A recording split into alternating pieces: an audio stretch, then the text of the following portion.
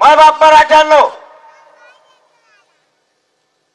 याच नोंदी 70 वर्षापूर्वी मराठ्यांना दिल्या असत्या आणि याच माध्यमातून आरक्षण दिलं असतं तर आज मराठा ही जात जगाच्या पाठीवर प्रगत म्हणून नंबर 1 ला राहिली असती. जाणून बुजून आरक्षण दिलं नाही.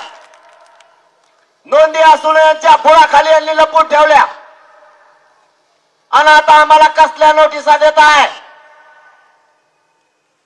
आणि नोटिसा द्यायला झालं काय? आपण कुठं जायचं म्हणलो का? मग नोटिसा कसं काय दिल्या? पण आपण म्हणलो नाही ना, आपण डिक्लेअर केलं कुठं जायचं म्हणून. मग तुम्ही नोटिसा दिल्याच कस काय? आता आम्हाला आधी याचंच उत्तर पाहिजे. आम्ही कुठं जायचं म्हणलो नाही, जाणार बी नाही, घोषणा बी झाली नाही, तरी तुम्ही नोटिसा कस काय दिल्या? आता सरकारला हे माहित नाही. मी या शेलू नगरीतून सरकारला सांगतो, तुम्ही नोटिसा दिल्या पण त्याचं काय झालं तुम्हाला काहीच माहित नाही. तुम्हाला कोणी सांगत नाही, आम्हाला सांगत. ज्याला नोटीस दिली का तेव्हा म्हणायला लागला मी आध्यात नाही मध्यात नाही, तरी मला नोटीस दिली ना, आता मला जायचंच. आता आणखी नाही सांगतो, तुमच्या हातातून वेळ गेलेली नाही. आणखी नाही 2 दिवस तुमच्या हातात आले. तुम्ही हा मराठा आरक्षणाचा विषय गांभीर्याने घ्या. याच्या तोडगा काढायचा प्रयत्न करा. तुम्ही मराठ्यांना खवळून घेऊ नका, कारण हे सुद्धा तुमचेच आहेत. यांनीच तुम्हाला त्या गादीवर बसवलं. तुम्ही जाणून बुजून मराठ्यांना वाकडे वाटेला जाऊ देऊ नका. आमची तुम्हाला विनंती आहे. आणखी संधी तुमच्या हातातून गेलेली नाही. विनाकारण नोटिसा दिल्यामुळं मराठे आता जास्तच जायचं म्हणाले. कुठं जायचं म्हणलं नाही माहित बरं का, कारण आपण काय म्हणलेलं नाही, कारण आणखीन ठरलंच नाही.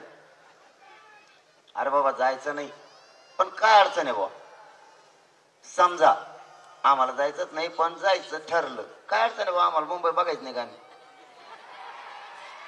म्हणजे सगळे दुनिया बघती, आम्ही बघितलं काय? मग काय झालं? तुमचे रोड कसले आहेत आम्हाला बघायचे. तुम्हाला अडचण काय? मुंबई आमची नाही का? आम्ही महाराष्ट्राचे नाही का?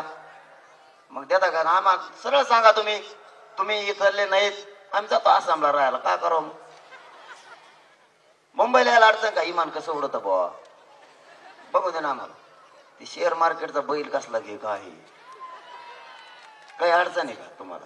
तुम्ही सगळे दुनिया बघा, बिस्किट कसे बनत आहेत काय बघू दे आम्हाला. जर जाऊन हिरो हिरोईन कशा असते तिथं, कसले बंगले, काय तुम्हाला बघायला जमत ना? आम्हाला आमचे डोळे मोडत आहेत का? आमचे डोळे गेले? बघून दे ना आम्हाला कसलं असतंय ते, काय असतंय. मंत्री कंच्या बंगल्यात राहतो, कसा झोपतो. आमदाराच्या खोल्या कसल्या घ्या. लोक म्हणतात मंत्रालय लय भारी. बघून दे, लांबून बघू दे बाबा डुकून, आम्हाला नको जवळ येऊन देऊ. काय अडचण आहे का? आम्ही काही केलं का? आमचं जायचं ठरलं नाही, आम्ही काही केलं नाही तरच तुम्ही नोटिसा द्यायला.